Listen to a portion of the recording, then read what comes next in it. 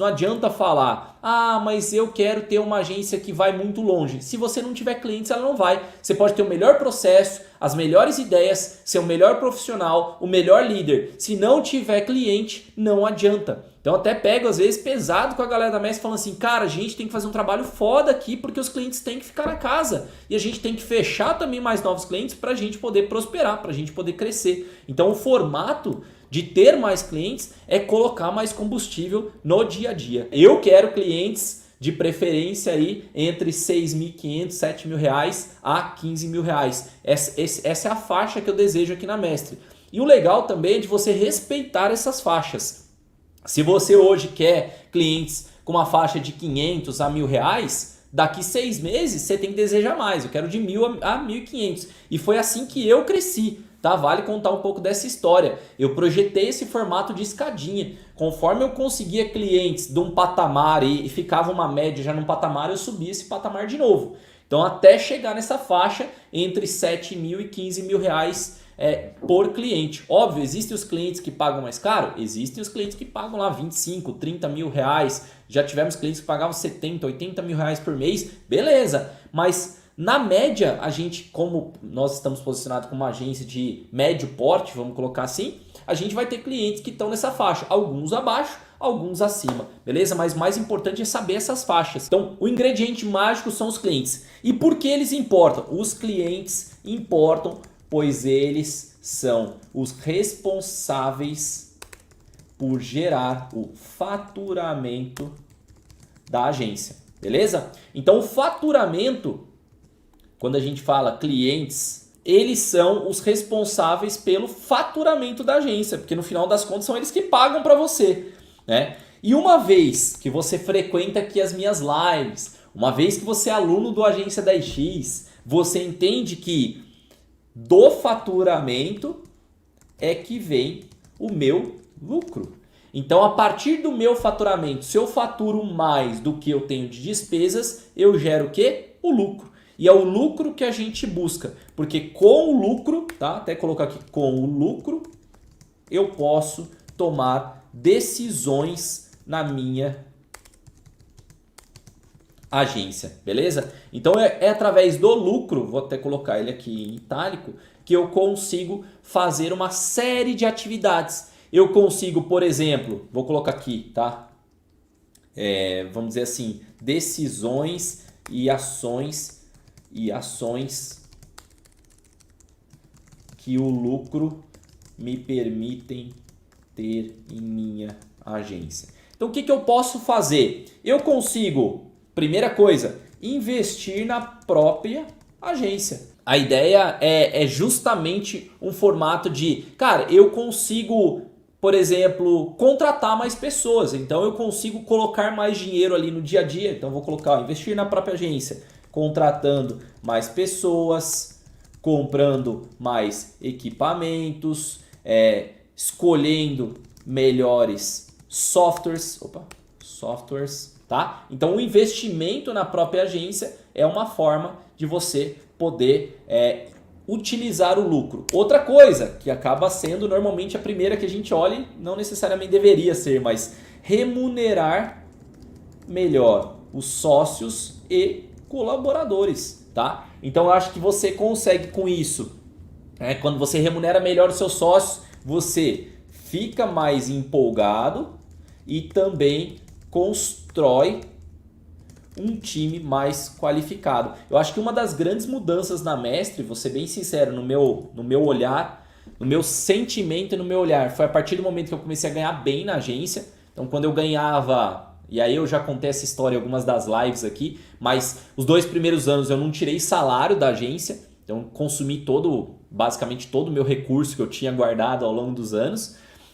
Depois disso eu comecei a ganhar um salário para pagar as minhas contas. Então eu fiquei um bom tempo nessa linha e foi só com a entrada da Ju na empresa que ela mesma falou essa frase. Falou assim, olha, se você não estiver ganhando o melhor salário da agência, qual o sentido disso? Se você que é o que mais trabalha, o que mais se dedica, o que mais põe a cara a tapa, e naquele momento eu vestia basicamente todos os chapéus, né? Atendimento, comercial e operacional. Eu fazia de tudo um pouco na empresa e principalmente a área de vendas dependia muito de mim. Então nessa linha, Se eu não fosse o melhor remunerado, não tivesse empolgado para trabalhar todo dia, a empresa ia quebrar. Basicamente é isso, tá? Então foi a partir dessa linha que eu comecei a organizar melhor o meu salário. Comecei a ganhar um salário interessante, né, para aquela época. Depois ele realmente escalou legal e hoje em dia eu tenho um salário que eu falo, cara, é um salário muito bom. Então a carga tem que vir nas minhas costas porque meu salário é muito bom, minha responsabilidade é muito boa. Mas eu acho que depois a grande sacada junto com isso, né, de começar a ter uma boa remuneração para mim, é começar a entender até onde o meu salário precisava chegar e até onde era mais inteligente também dedicar isso à equipe. Então nós mudamos bastante na Mestre, por muito tempo a gente economizou bastante, né, na cadeia e a gente não tinha, inclusive muitos líderes, então a gente não tinha salários que realmente pudessem ser mais altos no mercado.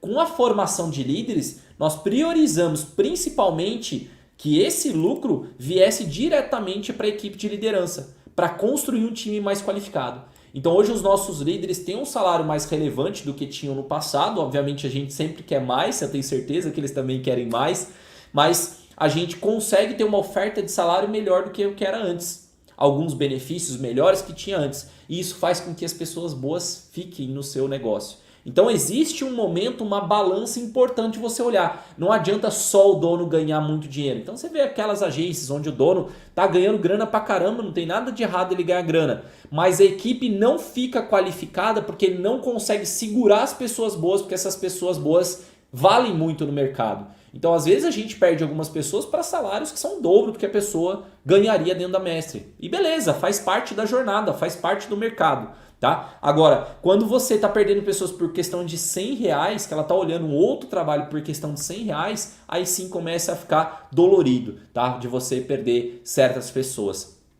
Por isso que eu acho que essa questão de construir um time qualificado, remunerando melhor também faz todo sentido. Obviamente, a remuneração para o time e para os sócios, ela tem que vir com responsabilidades. Então, se tem responsabilidade, se aquela pessoa tem impacto na organização, ela tende a ter um salário melhor, tá?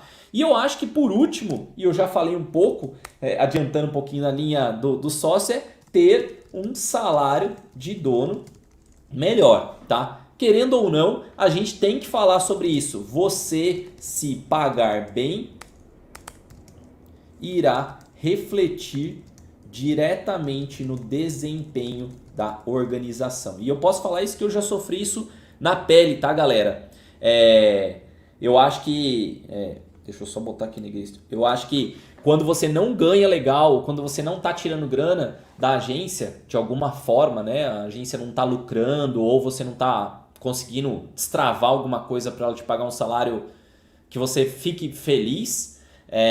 eu acho que isso você começa a refletir na organização com momentos mais de sendo mais acanhado, aceitando clientes errados, você começa a contratar pessoas erradas também e o teu clima dentro da organização começa a ficar ruim, o seu clima, a sua vontade. Então a ideia de ter um salário de dono melhor é para que você viabilize os seus sonhos, te ajude a conquistar as liberdades para você continuar com o negócio. E aí, curiosidade, né? Para a maioria de vocês, assim como eu, que são donos de agência que estão por aqui, cara, eu acho que eu gostaria de continuar como dono de agência por muitos e muitos anos. E aí eu acho que esse é o nosso formato, tá? Então a gente precisa muito escolher que a empresa tenha mais clientes para ter mais faturamento, para que com faturamento eu consiga ter lucro no meu negócio. Você consegue investir na própria agência, você consegue guardar para momentos de dificuldade, inclusive. Você consegue remunerar muito bem também os sócios e colaboradores e também o dono.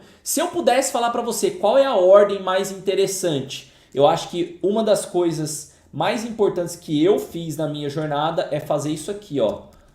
2 e o 3. Tá? Então, se eu pudesse escolher para você, cara, que ordem que você vai priorizar? Eu sempre priorizei a empresa, a organização antes de mim como dono. Então, eu sempre quis investir mais na empresa para crescer a organização, sabendo que a hora que crescesse eu ia ter mais faturamento ainda e mais lucro. Tá? Depois, você tem que pensar em você. você tem que estar feliz com o seu salário. Se você botar o time na sua frente, que foi algo que eu fiz por um bom tempo, você vai continuar infeliz. Você vai ver que o seu salário não é maior que outras pessoas, que você se dedica muito mais horas, muito mais trabalho do que outras pessoas. Vai falar, pô, cara, eu ralo aqui, dou meu sangue e eu ganho um salário que é metade do que as principais pessoas ganham aqui dentro da empresa. Então você começa a se sabotar, inclusive, tá? Até tirar o pé do acelerador. Então é importante que você ganhe um salário bom.